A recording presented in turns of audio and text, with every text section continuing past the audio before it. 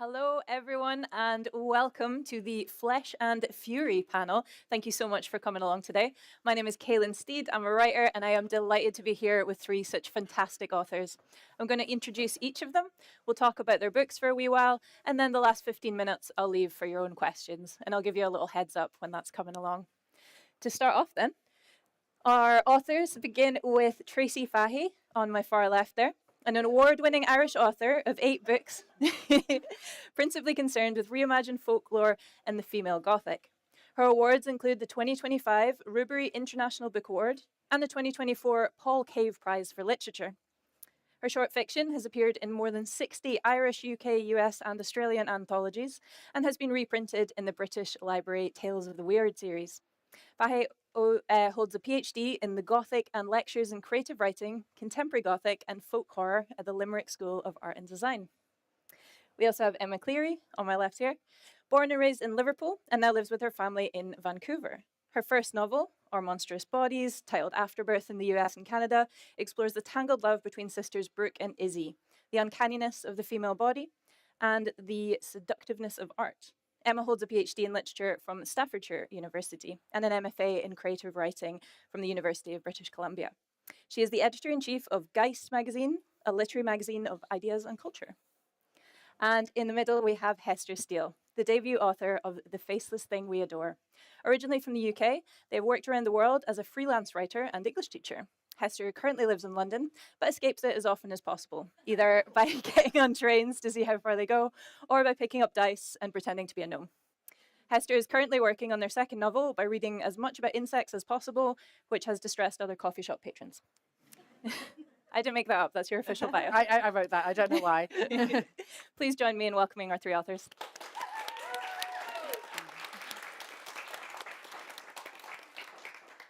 I'm going to start by asking the question that all authors actually completely dread, which is, can you tell us a little bit about your book, please? Who would like to volunteer for sacrifice first?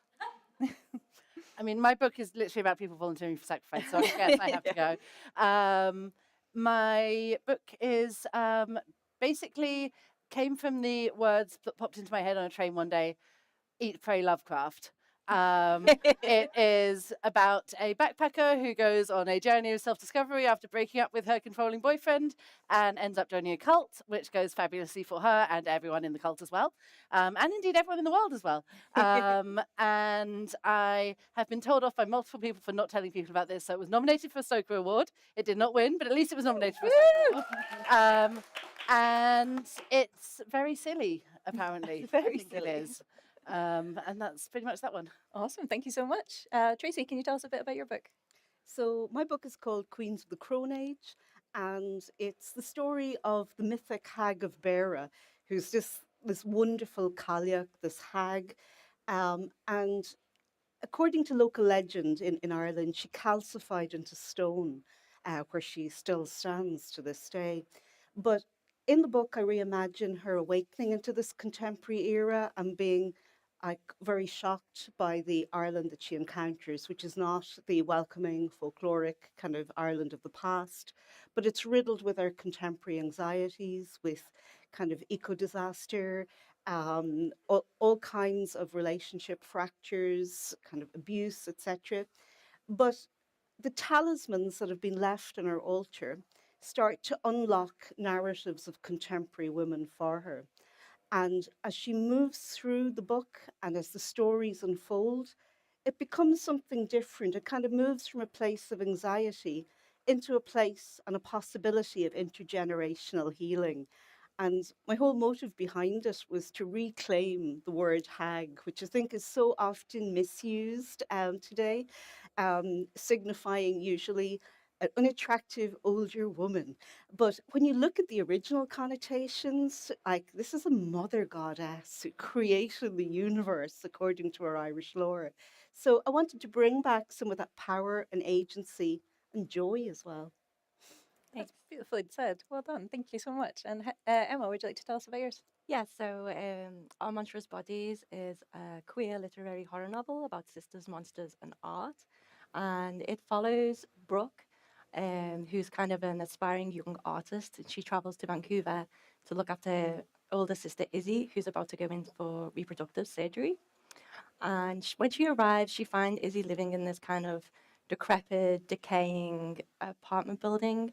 And there's kind of this old crone figure wandering around the hallways called Medusa. And she keeps kind of popping up in unexpected places and confronting the two sisters. So things start to get very, very strange.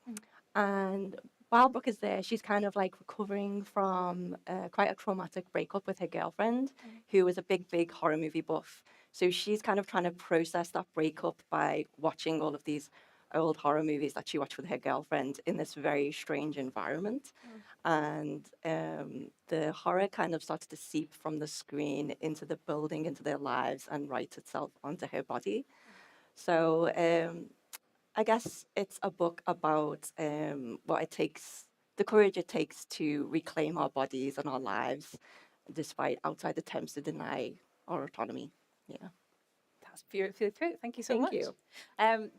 Three such different books, but there's so many crossovers that I'd really love to dig into between them all. But first off, Hester, you mentioned the inspiration was Eat, Pray, Lovecraft, which amazing. I need that tattooed on my face right now. I was wondering, how does inspiration strike for you guys for these books? Do they come as characters? Do they come as scenarios, settings? Is it like an idea I want to explore? How does inspiration work for you? And that's a kind of magical question, but I can talk about the inspiration for this book, which is a very clear kind of origin story. In that, a few years ago, I turned 50, and I had this kind of midlife. I won't say crisis. It was more of an epiphany. It was because I'd worked for 25 years in academic management, and I was just completely broken at that point. I was an institutional woman, and I literally ran away. I ran away for 2 years. And the first place I ran to was a residency in the south of Ireland in a place called Cleary. And there in the storyteller's cottage there, Sean O'Connell's, I read his amazing book, which is the Book of Sean O'Connell. Um, Originally in Irish, translated. He was a man who never moved beyond about 13 miles from where he lived. And he had this amazing collection of tales. And among them, I found these wonder tales. And there were tales of the old women of Beara, Bolus, and Dingle. And I was there on Bolus Head going, who are these old women? I want to find out more. And I discovered all this kind of lore of the Cailleach. And from that moment on, she consumed me.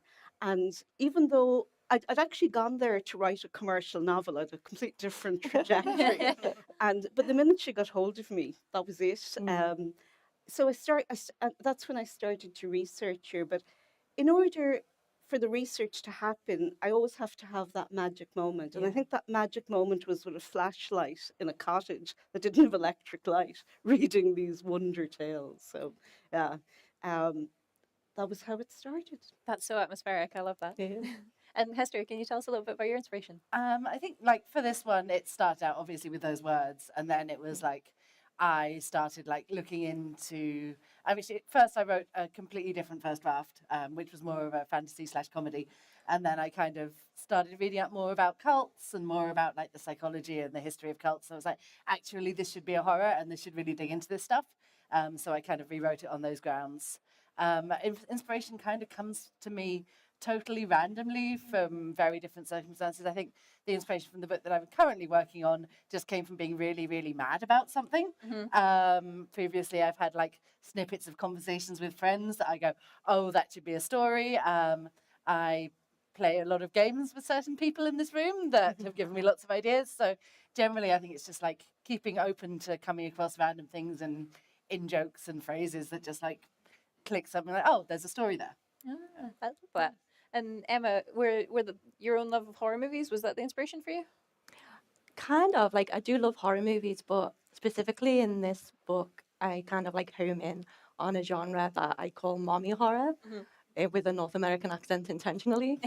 And it was a phrase I first heard about 10 years ago when I was speaking to my mentor at the time, Harumi Goto, who's an amazing author, read all of Harumi's books. And she was giving me feedback on a short story I'd written at the time, and she called it mommy horror, which was like her shorthand for talking about the way like motherhood and pregnancy is kind of like given this sort of like rosy, gentle glow in sort of like mainstream, like the mainstream cultural way we talk about it, but actually it's like this bloody, primal, like totally transformative, like pure body horror experience to go through. So like that really stuck for me. It was very sticky. And so then I went away and I was like watching all of these different horror movies thinking, is this mommy horror? Is this mommy horror? And like there's actually so much like Carrie is mommy horror. The Babadook is mommy horror. So I was kind of like collecting all of these moments, building like I call it building an archive of mommy horror, and they all sort of like fed into this narrative in one way or another. So that's where the sort of like kernel came from, this conversation 10 years ago, and then gradually built up over time. Oh, that's so cool. Yeah. And so you were digging into films as like part of your research for. It was just kind of like it wasn't really from a research perspective, but it kind of grew into that. Yeah. I like to borrow phrases from other people because I feel like I'm just watching movies. But then, like the poet Laura Mimosa Montez calls it building an archive. That's where I got that from. So I'm like, yeah, I'm like legitimately doing research here, not just watching movies. Yeah, yeah. And how about yourselves? Because you've, Hester, you kind of mentioned briefly there, like researching into cults, and then Tracy, you kind of like were delving into this like Irish mythology. Can you tell us a little bit about your research? And did you come across anything that was brilliant, but you couldn't work it into your books?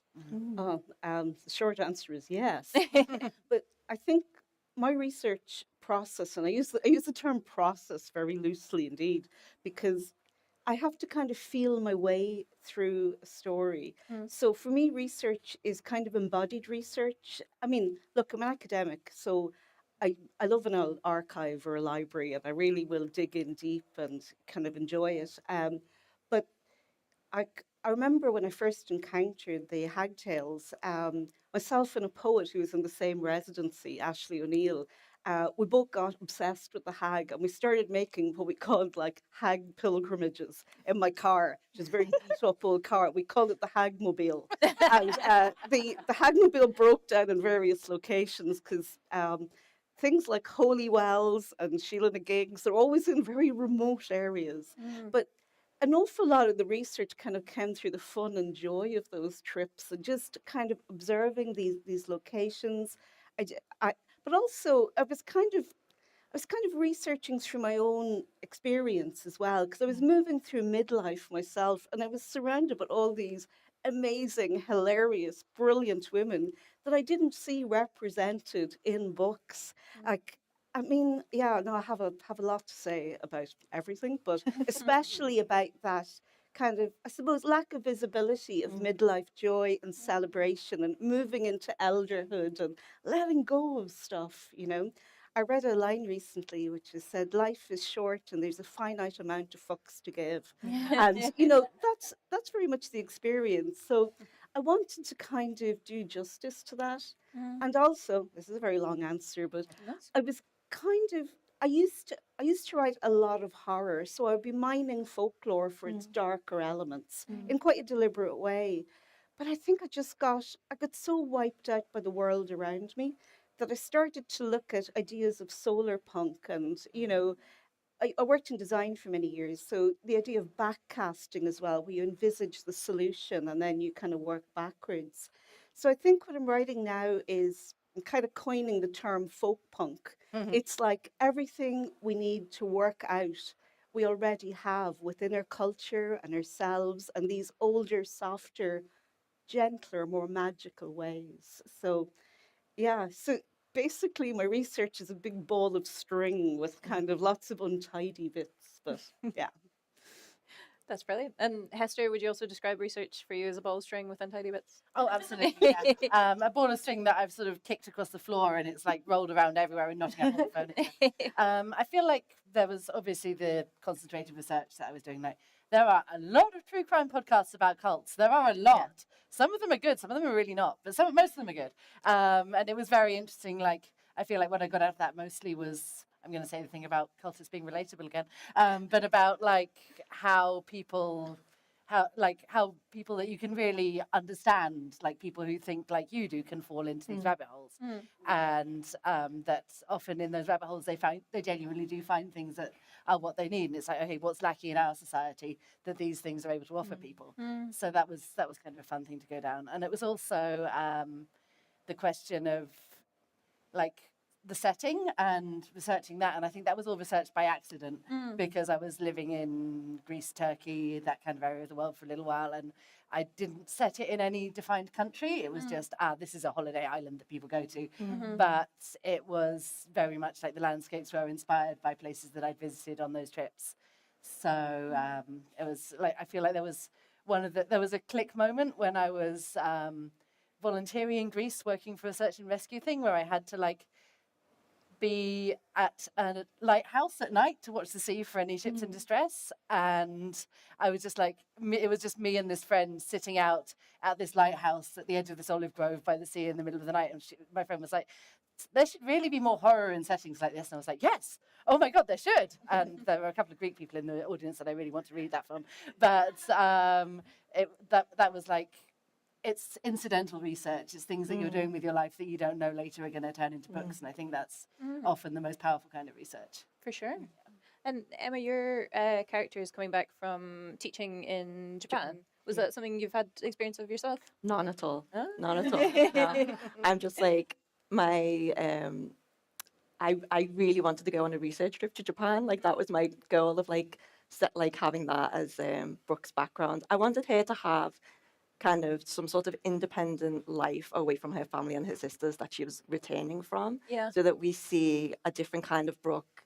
Because when her sister meets her, she kind of treats her like a little sister again. Yeah. So I wanted that to be part of the conflict between them. So that's why I gave her this kind of like different life, and like her friends that she had in Japan. It's very different to the sort of lonely 13-year-old that her sister remembers her as. Yeah. But I didn't get to go on my research trip to Japan because of the pandemic. So that's still, I hope that's still in my future. Like I set it in like a really small castle town, and I'm like, maybe one day they'll invite me there and I can go and see all these places I've like done like meticulous research on by like reading stuff online, but then like interviewing people who had taught in Japan.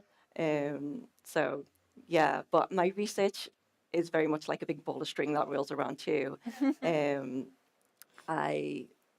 only way I can write really is to like gather different experiences and then hopefully disparate ones, so that there's a lot of contrast when I like put them together in a story. So like one of the things, as well as horror movies, that I'm interested in is like the idea of the feminine grotesque in visual art. And there's a scene in the novel where Brooke goes to view the photography of Cindy Sherman. Cindy Sherman has this series called Untitled Film Stills, and they're black and white, very small black and white images that are kind of like reminiscent of like film noir, but like not quite, something off about them. And all of the figures, they're all of a woman, and it's all the photographer herself, but she's wearing wigs and different costumes, so she looks unrecognizable in each image. And they're like, she's inhabiting roles like the femme fatale or all these different kinds of images. And I got like really, really interested in the idea of the body as kind of like a site that you could kind of write genre on, because it was the same person representing themselves in so many different ways. And I thought like, well, what is the danger of that? Like if we try these archetypes on, is that like a dangerous thing to do? Like how does it affect you as you walk around the world if you're thinking of yourself in these different categories? So that was kind of like completely irresistible to me. So then I gave Brooke that same sort of uncanny experience in the novel as sort of like her jumping off point into these films as she's trying to like imagine herself in these different sort of Cindy Sherman-esque roles. Yeah. Yeah. And the Sherman pictures are great as well, because they feel like, uncanny is the perfect word, because they feel like they should be recognizable. Yeah. But they aren't. They're slightly off. Yeah. I'd love to talk about that experience of like the uncanny in your books as well. Can you talk about how that's something that's explored, like perhaps, as Emma was saying, through the body and the female grotesque? Yeah, I was nodding feverishly there because I love the uncanny. For me, because I'm obsessed with Gothic and folklore. I think for the same reasons that it's that notion of something which is repressed, which is recurring with force in the present, and even when working with lore, I'm most interested in how it manifests in the present because I I've I think my preference is to write in the present, but there's always the long shadows of the past. And I think it comes a lot from the Irish experience of kind of post-colonial shadows. Also, you know, there's a really quite terrible patriarchal kind of church history of Ireland as well, and kind of female repression as well. So the uncanny for me feels something very natural because the uncanny is specifically something familiar which recurs with a really terrible impact. So it frequently alludes to buried secrets and dark pasts. My PhD thesis was on the subject of the resurrection of the Gothic home in Irish contemporary art. So yeah, this is totally something I love. And I wrote my first book at the same time as I was writing my thesis because I had all these story ideas bubbling up for uncanny homes that later became the Unheimlich maneuver. I tend to I work a lot as well with visuals. Yeah. So when I'm writing, quite often if I get stuck, I'll start making prints. And I find that when I try to translate ideas into images, suddenly magically the knots start to unravel. Um, but yeah, I don't know if I've answered your question. I've just kind of riffed on it, I think. I love the riffs. Yeah. Let's keep riffing. Hester, the uncanny in your work and the female body as a site of that? Yeah, I think this is an interesting one. I'm thinking of, particularly, I think for me, I was interested in playing with like the uncanny around things that aren't necessarily immediately unpleasant. Like there's certainly a fair amount of rot and gore and whatever in my book, but I was also like, okay, what about like when there's pleasure but it's wrong and it's strange? What about if there's like a beautiful scene but something slightly off about it? What about if like you're feeling wonderful and euphoric, but there's a part of your mind that knows that you shouldn't be feeling this? Like I wanted to like play with having a good time, but knowing deep down that it's a very bad thing. And I think I very much enjoyed playing with that. And there's also like the malleability that comes with the uncanny, and like trying not to get too much into spoilers, but there's sort of a situations where people are like dealing with the malleability and changeability of their bodies and of reality and of the people around them, and it's like discovering the limits of what you can and can't mold and what you probably should and shouldn't be able to mold, and kind of the feeling of power and the feeling of maybe power that you shouldn't have that comes with that. Do you mind if I just address that as well? please do. Because I was really responding to what you were saying, because I love the idea of the female body as a Gothic body, because I think female bodies are very, like, almost uniquely kind of forever in flux and changing, and they become really interesting places to cite story as well. When we think even of lore, there's the idea of the shapeshifter, I think, is something that falls very neatly into that notion of the body. But for whatever reasons, as we move through life, all of our bodies are in flux. They're always changing. And I think that kind of temporality often brings with it a type of anxiety about what am I becoming? I think that's what we always think. And weirdly, I think kind of experiencing something like menopause is kind of bizarre because it's like puberty in reverse, but also it's kind of wild. Like your body falls apart and then it reassembles, and nothing is quite what it was before. And I think that experience of transformation and metamorphosis is really driving a lot of my work. Not just the Queens of the Crone Age, but the kind of work before that. My last book was They Shut Me Up, which is a novella about a woman going through midlife who finds that her own body is starting to speak to her. And it becomes very interesting and ghostly. And a book of coming out next year called Women Changing is literally about women turning into bizarre things through the prism of menopausal rage. So yeah, I got a big whoop the last time I talked about that as well. But I think that embracing these kind of transformations is really interesting, and the body as a site of terror fascinates me because I mean we live in it, so you can't really get any closer to home than when you enshrine horror in the body, like both of you have done in your books as well. Yeah, Emma, we certainly see transformation in the body in your work as well, and it's tied to this very specific sort of pregnancy experience. Do you want to talk a little bit about how you explored that in your novel? Yeah, sure. Yeah, so so Brooke, the main character of my book, she starts to have like these sort of symptoms that are sort of like pregnancy-like. And meanwhile, her sister has gone through reproductive surgery, so she's lost the ability to have children. So there's kind of it's kind of a response to her sister's grief that she starts to have these symptoms. Um, but I think horror or like the uncanny is so useful because it allows us to like splinter realism to get closer to the heart of these experiences that feel already distorted or uncanny. Like going through something like that, it's you can use realism to talk about it, but it really doesn't get close enough to it. I don't think you need these sort of um, different way, like you need to estrange it in some way using horror, I think, to get Yeah. to the heart of the experience. So that was really important to me. And actually, in the writing of it, the two sisters have this very strained relationship at times. Sometimes they fear each other, they withhold from each other a lot. And the way I really struggled to get them on the page in a way that a reader could connect to them because they butt heads so much and they withhold from each other. And the way that I did that was through the body. Like they have all of these sort of physical experiences together. And the more I did that and the longer that I stayed in the scenes with them that felt really uncomfortable, the closer I was able to get Yeah. to that experience. And I think it's something connected to the idea of like the terror that in the body, like the closeness to home of that. For sure, yeah, and it happening within a family and that kind of almost like Yeah. sympathetic mirroring as Yeah. well is yeah, it's such an interesting part of the book. Thank you. We've kind of touched on like the horror aspects of all of your work, but within that we have these like other kind of like I guess genres or subgenres like Tracy, you work within the gothic, and you also mentioned folk punk, which I love. That's brilliant.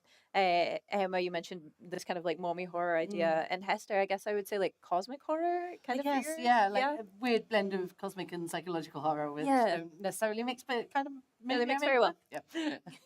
So do you consciously write within a genre, or do you feel like you write what you write and genre as a label applied later on? Oh, I don't know. I think at first when I started writing, I was kind of conscious I was writing within the Gothic tradition because, I started reading Edgar Allan Poe, I think when I was about 9 or so. And I was like, yeah, this is me. And then I discovered The Cure, and then I was, kind of a goth. And it was like I was doing my little apprenticeship to become a Gothic writer. And also, like, because my first collection was really influenced by Freud's essay on the uncanny. So I was like looking at dolls and doppelgangers and all of these manifestations, invisible illnesses, all the ways in which the uncanny manifests. It was like, I was very confident. I was like, I'm a Gothic writer. And then all of a sudden, I kind of pivoted and started writing about folklore. And I was like, oh, this is interesting. Maybe it's folk Gothic now, because it's not that I try and label myself, but people kind of do ask you when you're pitching a book, what genre do you write in? So I'm always reinventing it. That's hence the folk punk. God knows what I'm actually writing. I mean, I just write the stuff that really screams at me to be written, and then I worry about it later, what it's called. Would you agree with that, Hester? Yeah, absolutely. I think, I mean, this one has gone through so many different genres as I was playing with it and developing it. There was several drafts of it that were completely fantasy. There was like, I initially conceived it as a comedy. And I feel like I did in the end just follow where the story wanted to go, and where it wanted to go was cosmic horror. And that just like the more I got into that, the more it felt like, yes, this is how the story should be told. I was speaking to you yesterday, and I was reading your book, and I kept saying, what? What's happening now? Honestly, that was happening to me when I was writing it as well. I was like, oh, we've come to the end now. Wait, but then this could happen. And it just kept escalating and escalating. But. And Emma, do you feel like you write consciously within a genre? I think with this book, I was definitely sort of consciously trying to write a mommy horror novel, working with those traditions. And also, I find it helpful because it gives me a particular structure or container to write within, because otherwise I can be very like, just keeps going and going. And it's like, how do I hem this in? So I found it useful structurally because I really like horror movies from like the 60s and 70s that have that very like slow burn where it feels like it's not even really a horror movie for a really long time, and then at the end it just goes completely unhinged. And that is really the structure that I was trying to follow with my book. I was, because it let me go in so many different directions, in terms of like, because it's a character driven book and I really wanted to spend a lot of time with the characters before I brought in these other aspects. Yeah. So it's a very sort of gradual, slow, creeping horror novel. It's only about halfway through that Brooke kind of realizes that she's in a horror story.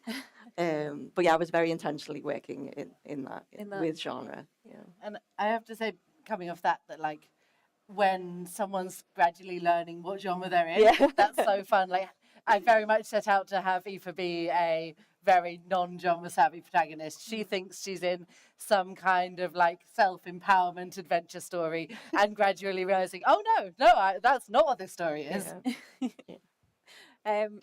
It's interesting you say character driven there, because thinking about each of the books, and obviously like for horror as well, like setting is so important, and the character of the kind of apartment building that Brooke goes to live in with her sister is like it has a name, like it's a very characterful setting.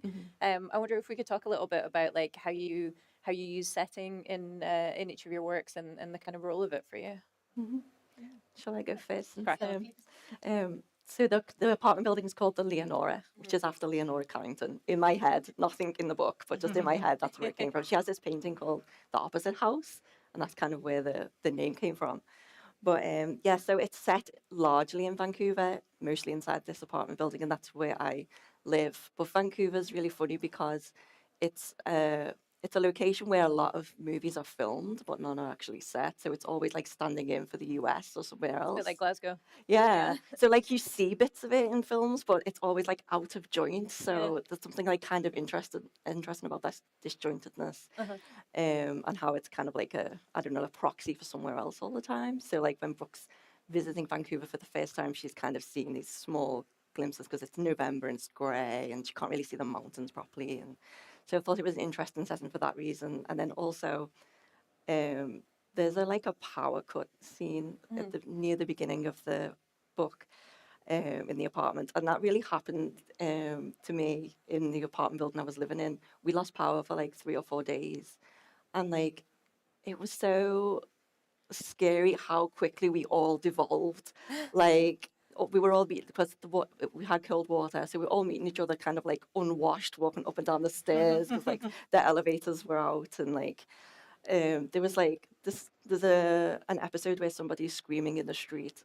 Well, that happened as well. There was someone outside like, oh, with no power. Like it literally got so quickly unraveled, and I was like, okay, there's something about this. Like apartments are really strange, like ecosystems, and they all have the various. And originally, I was going to write a lot more about like the other characters in the building because I'm so interested in those kinds of stories. But maybe for a future novel, I'll go more into that direction. But yeah. I would love to read that. And like there is this sense of it being a very like liminal space, like corners not being exactly where they are. And I think Tracy and yours, like there's this liminality in terms of like when we return through the, because you have a kind of polyphonic structure, I guess. There's all these different voices, but we always return back to the kayak. Yeah, I mean, because secretly I think all I ever want to write really are short stories. Just some of them grow a little longer than others. So for me, it was actually really challenging, kind of having a very singular setting of the meta narrative. But as soon as I went and I saw that rock and I saw the tributes that women actually leave on that rock and have left possibly for millennia there, it's just such an ancient site of worship. I knew that had to be the keystone place, but I couldn't figure out where it went. It was like, would I write one big story about that? And then I'll write shorter stories. But then it just became inevitable that that would become the meta structure, and the stories would fit inside it, almost like in folklore, you have insect tales, where somebody's telling a story and then a character in the story will start telling a story. Yeah. So I guess subconsciously I kind of wanted to mimic that. But setting's super important to me because I can't write unless I can see where I am. And I was taught a very useful exercise sometime in the last millennium when I studied history of art for my degree. We did a seminar on the Baroque, and we had this wonderful professor who was from Edinburgh, actually, who instructed us in the spiritual exercises of Saint Ignatius Loyola.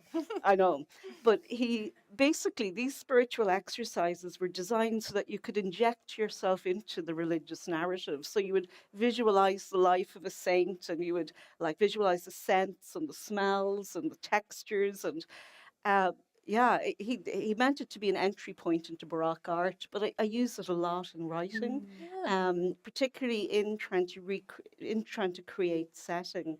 And if I've the setting clear in my head, I can move my character through it, and I can move emotionally through it. But I need it to be there. That's why I loved your setting so much, Emma, as well, because I love apartment horror, and I Yeah. think Rosemary's Baby, Dark Water, that kind of sense of something which should be very straightforward, Mm. like a modern apartment block, but strangely isn't. Yeah, because you're living around all these strangers. You don't know what's going on in all Oh these yeah. apartments so close to you. Like weirdos in apartments is my favorite genre, I think. Yeah, for sure. And many of us live in it. Yeah. Some of us are those weirdos. And Hester, you mentioned kind of briefly before your setting as this kind of like island which shall remain anonymous, and that worked so well as it being like this. It's a holiday destination. Like people kind of treat it in this kind of like quite Yeah. dismissive way. Can you talk a little bit about how you created that setting but kept that ambiguity? Yeah, I think because I started out initially, I like invented a whole country and gave everything names and built like aspects of that world. And then I was like, actually, no, like it is this sort of tourist mindset of this place is here for me. This place is here for me to build myself from. I've decided that I vibe with this place and therefore it's my home. And I can, by doing so, make it into what I want it to be. And it becomes like, again, malleable. And then I was like, that kind of chimes into later aspects of certain characters' developments. So that kind of felt like the natural way to approach it as just like an empty vessel, which it is not, obviously. Like you go somewhere on holiday, there are people that already live there, and it means a little bit more to them.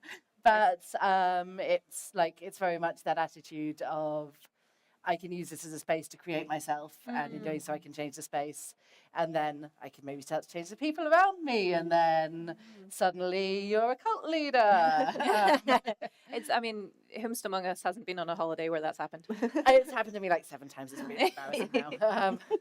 I also I really wanted to build a setting that felt like a nice place to be. I wanted the horror to be embedded in things that were pleasant and exciting and comfortable and beautiful. I wanted it to be enjoyable to read. I wanted to be like, oh yeah, I'm fantasizing about being on this lovely island, and also gradually, oh no, it is trying to kill me. It's because it's fun to sometimes turn things around with horror, and no, it doesn't always have to be in dark, misty forests or whatever. Yeah. It can be in somewhere that's beautiful and sunny and bright and comfortable. And when that turns against you, it's a very different process of dealing with that. Yeah, no, it's a really unique setting for a horror. I loved that. And you mentioned it's interesting you use the words empty vessel there to describe the place, but thinking like kind of traditionally about women's role in horror, we've kind of touched on this already, but like, do you feel when you're writing, specifically when you're writing about like women and women's bodies, do you feel it's a reclamation in a way? Like, is it in conversation with horror of the past? Is it in opposition to it? Is it a bit of both? Tracy? Yes. Yeah. Yes. It's kind of everything, because I think, well, for me, very much writing is rooted in my body. It's a very visceral thing. My mind only really intervenes at the editing stage. I'm just kind of writing from the gut. But writing the female body for me it's just such an interesting thing, because in 2021, my collection, I Spit Myself Out, which came out, it was really based on Julia Kristeva's essay, The Powers of Horror. And it was all about objection. And I was fascinated by when the body sheds something, be it kind of like hair or kind of blood or tears, is that still us, or does that assume a different identity? And that kind of crawled into my ear, and it just wouldn't go away till I kind of finished the collection. But writing that was really interesting, because I started to think about kind of my own experiences, I suppose, in my body, and the kind of terrors that had arisen out of the lived female experience. And oh, look, it was a super dark book to be writing. I ended up finishing it during lockdown, which I do not recommend, writing about disease and infection and kind of, yeah, during a pandemic. But I think it's through writing that I then could progress on to more experimental notions of bodies and transformation. I had to kind of exercise that in order to start thinking more about like what conversations are we having with past iterations of ourselves, because as we get older I think we start to think more about ancestry and intergenerational issues and like so the like I have been focusing quite a lot on folkloric or mythological bodies and how our contemporary bodies relate to them. And because folklore is by its nature, it's diachronic. It literally lives in two times, in the present that we are. So it's a conversation always between past and present. But for me, I write through the female body. It's always been my kind of conduit, I guess. And it remains a really satisfying conversation. But I don't think it's confined to the female experience. I think we all start to think about ancestry because Neil, who's in the audience there, he's got a book coming out with PS, who are my, oh God, I should have said that earlier. PS Publishing are my publishers. But Neil's book is called Hand-Me-Downs, and it's kind of looking at notions of ancestry as well. So yeah, I think it's a common preoccupation, but I think owning a female body puts you in very direct kind of contact with that notion of what it means to be moving from generation to generation and from phase to phase, because bodily phases are so marked, I guess. Yeah. It was a very long answer. That was a great Good answer. one. That's great.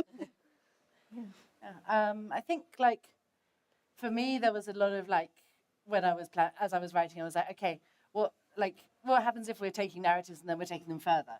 Like it's very much like I bought into the whole good for her narrative, the whole ending shot of Midsummer vibe, and going like, okay, but what happens if this goes further?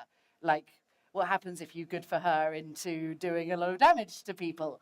And there was also like I feel like there was an aspect of that with the female body part of it, where it was like this is a character who's come in with a lot of shame around her body. She's been in a very controlling relationship with someone who considered her body his property. And she's coming out and being like, this is, okay, I can actually enjoy being in this body. Here are people that appreciate it. I can start eating food and lying on the beach and experiencing pleasure in new ways. And then maybe I can start using my body in new and more violent ways. So it's like, it's about like, okay, like, simultaneously finding the potential and power in your body, but also like what happens when that goes too far, which I actually found really fun to play with. And like where is too far? But it really depends on your vibe. Like Like I was saying earlier, I was kind of writing against the sort of mainstream cultural stories about pregnancy being like this like soft glowy thing where like maybe you have some like cravings or something and your partner has to rush out to buy you gherkins at 3 a.m. or something like that, and that's like the entirety of the story. And I wanted to write a story where the two sisters are kind of grappling with the idea of motherhood, the fear of motherhood, what it means not to have a baby, what it means do you have a baby if you don't really want one, and all of these sorts of questions. So yeah, I was trying to write a book that approached motherhood with the sort of like fear and awe that it deserves, in my opinion.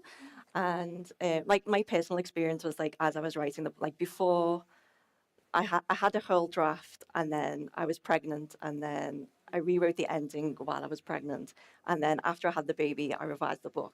So I feel like all of those experiences kind of filter into it in some way. But I was also kind of like mad that like people hadn't like there was so much that I experienced that I'd never learned about, and I was like, why? This is like an experience that so many people go through. Why aren't we taught this? Like, why am I now discovering? Like, I had like hour-long nosebleeds and all kinds of like gory things that I'd like never heard of, like being a symptom of pregnancy. So I was like, why? And like sometimes I would have a conversation with someone, like a woman I was really close to in my family, and be like, "Oh yeah, that happened to me too." And I was like, "Why did you never tell me that?" Like there seems to be like a lot of silence around it, like a lot of shame, and just like a lot of absence in our conversations about it that you are then confronted with it at like one of the most vulnerable times in your life. Like you're really, if you're giving birth, you're really close to death. And I just feel like, I don't know, there should be more discussion of like the real gnarly business of it all. It shouldn't be shrouded in this like, I don't know, lemon yellow baby grow that we zip over it instead. 100%. Yeah, so Yeah. yeah, that's where my drive to write it came from. And it certainly comes across. And it's interesting to see the different, because you have the US one there Yeah, with the title Afterbirth, and it's interesting the different titles that have come up in different yeah, places. yeah. Why do you think there's that difference between the US and the UK one?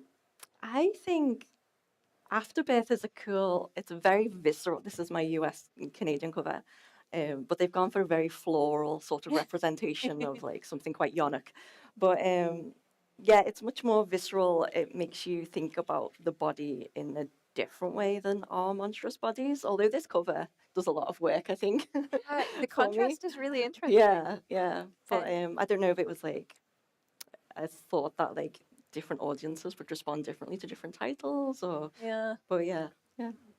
I just have one more question for the panel, but just to give you a little time reminder, in a few minutes, I'll open the floor to yourselves for your own questions as well. So that's your sign to start thinking of some cool stuff to ask our people.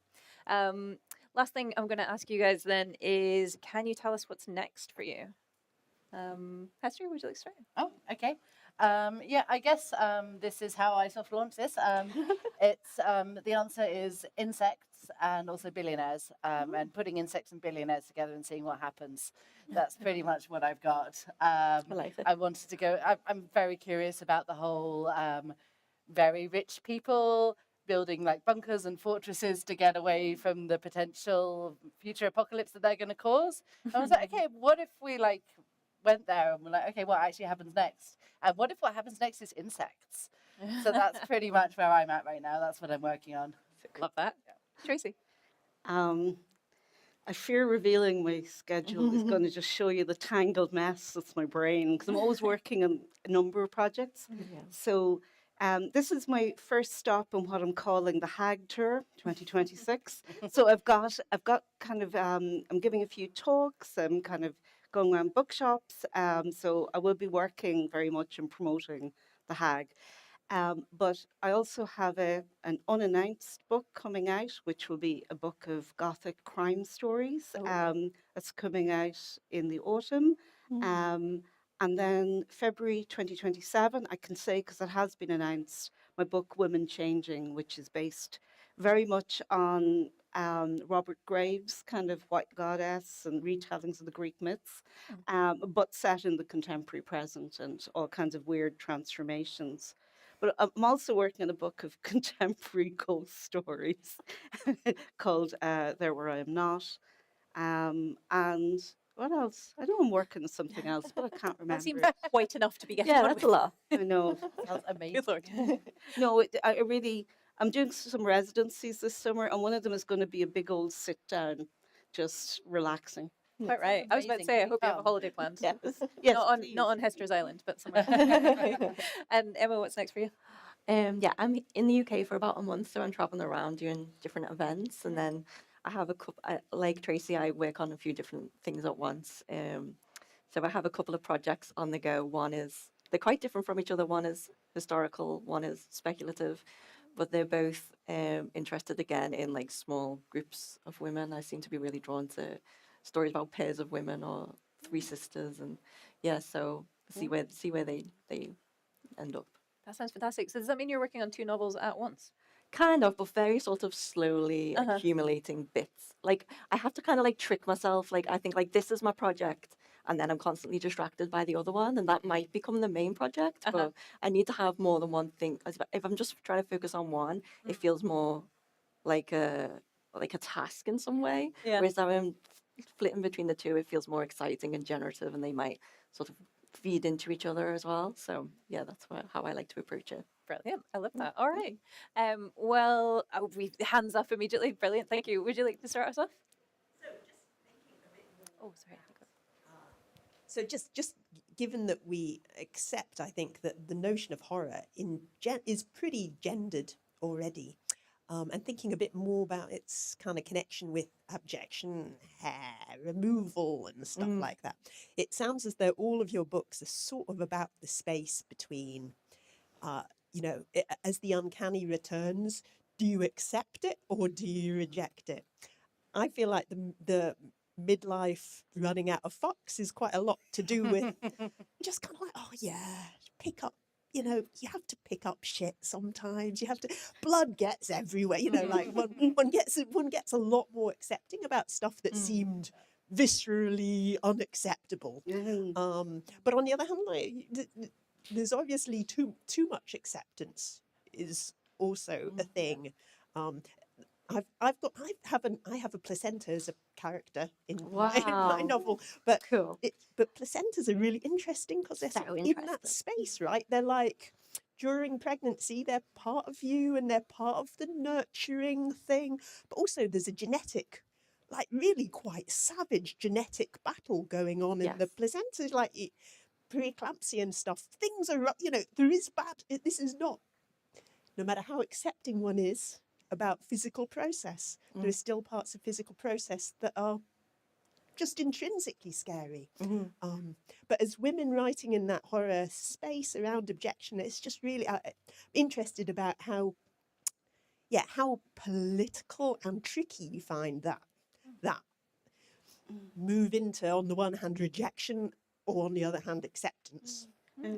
I think it's a really interesting question.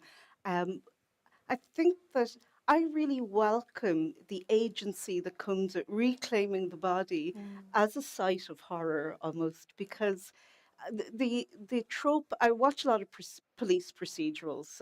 It's one of my secret passions, but the laziest trope of all is fridging. When like the woman turns up naked, beautiful, and dead, and then the male detective is on a journey to find out what happened to her.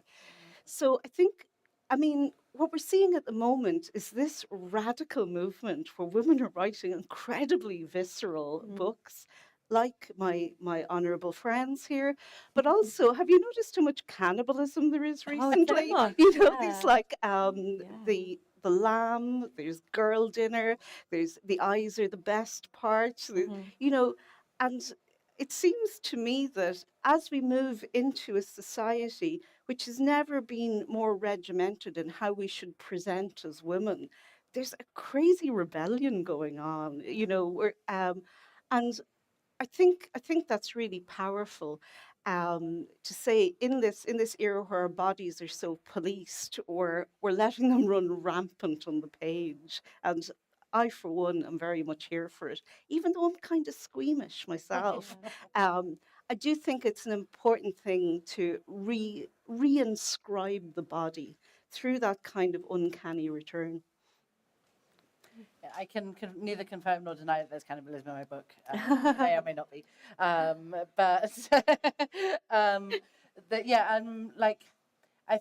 interested that you mentioned fridging, because I think even though there's a character, I don't want to give too many spoilers, but there is a character that one could say like suffers possibly the worst thing that anyone as a character could, and then is still there and still has to reckon with that.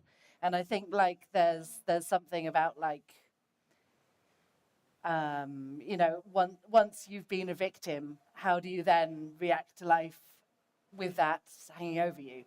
And how do you then avoid the temptation of making others victims as well? Which I think is something that quite a few of the characters grapple with.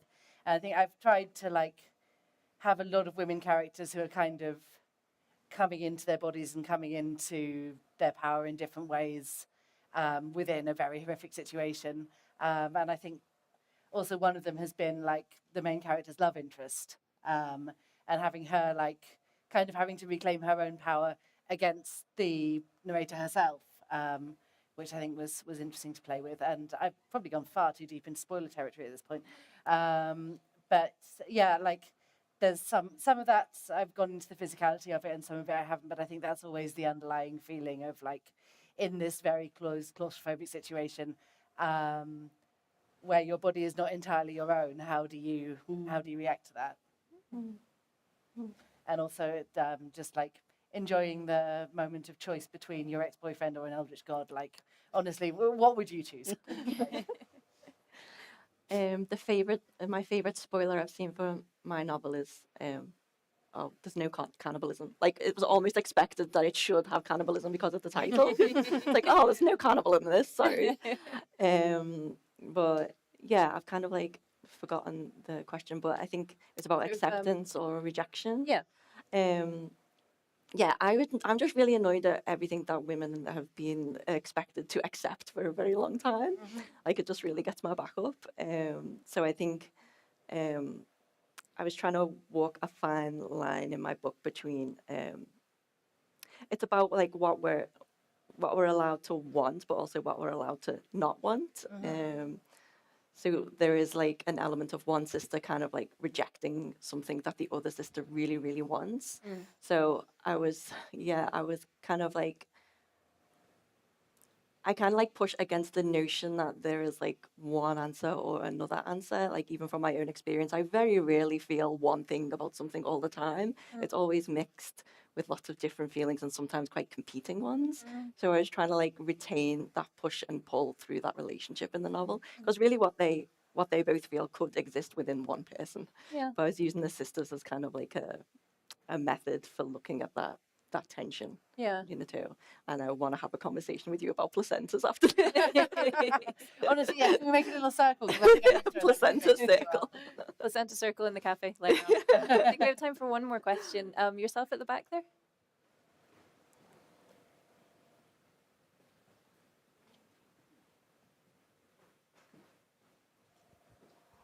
Hello. I just have a really quick question because we've mentioned writing about elderly women characters, and I myself am a bit of a published writer, and I tend to write older characters for some reason. And I was wondering if any of you have thought about writing a story about an older woman being preyed upon, either a younger woman or a younger man or both, and if you think that that could relate to your work, because I've noticed that in a lot of fiction, there's not really older characters, people with older bodies and their experiences. It tends to be young people. I guess Tracy, your work, you do have the kind of archetypal figure of like the older woman, the mothering kind of character. Yeah, well, this whole book is really an exploration of a kind of, I suppose, elderhood, and how our contemporary society often doesn't kind of enable that kind of rich moving into elderhood, and we have this issue of like the marginalization of older people, etc. Um, but I try and kind of pivot that kind of antagonism almost around. So, like, the first story in this book is about a young male Italian nurse who kind of falls in love with this very old woman in the care home that he's working in, who's dying. But they have this incredible bond between them. So I wanted to kind of, I suppose, I wanted to reposition the idea of, again, it's that notion of the hag, and that the really nasty kind of misogynistic connotations that that word has today. So I wanted to kind of reverse that, because when we look at original stories of the hag in mythology, and a lot of older kind of female figures in mythology, they're very vibrant, they're very sexual, they're very funny, and I wanted to restore some of that back again. I don't know if that's quite answered it, but.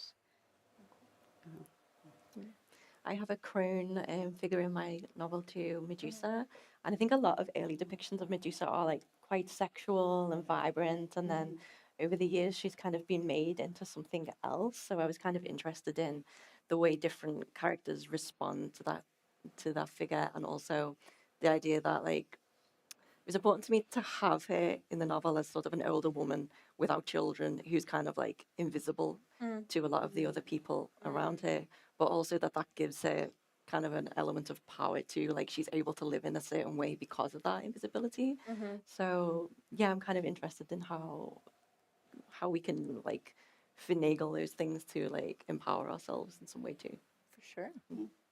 I just want to thank you for that question because it just like set off a little inspiration bomb in my head about what I'm going to do with one of my characters in my current book. So thank you very much for that. I just like I've been trying to figure out what to do with her for some time, and that just clicked. Yeah, I don't particularly in this one have that many elderly women. I do have like a older woman, a midlife woman who's the wife of the cult leader, and she's very interesting to play with, like how she shifts and breaks out of her position, and or how she embraces her position. But I would like to write a fair bit more about older women because I think like that is a hugely neglected area, and especially in horror, like the whole hag archetype being naturally a negative thing. Like I need to see more horror with old women protagonists. I need to see more horror with old women who aren't either a victim or a monster, but is actually controlling the narrative. I think that's very important. I think that's a really beautiful place to wrap up. Yeah. Brilliant. Thank you so much for both of those questions, and thank you so much to everyone for coming along today. Please do make sure you visit the Creators Hall if you haven't so far. There's some absolutely brilliant stuff to have a wee poke about with there. Do not miss the Cymera merch, of course, downstairs, and all of our authors will be signing their books above the bookshop as well. So if you have any more burning questions you didn't have a chance to ask, you can ask them about there or just chat about Santos. Please join me in thanking our 3 authors. Thank you.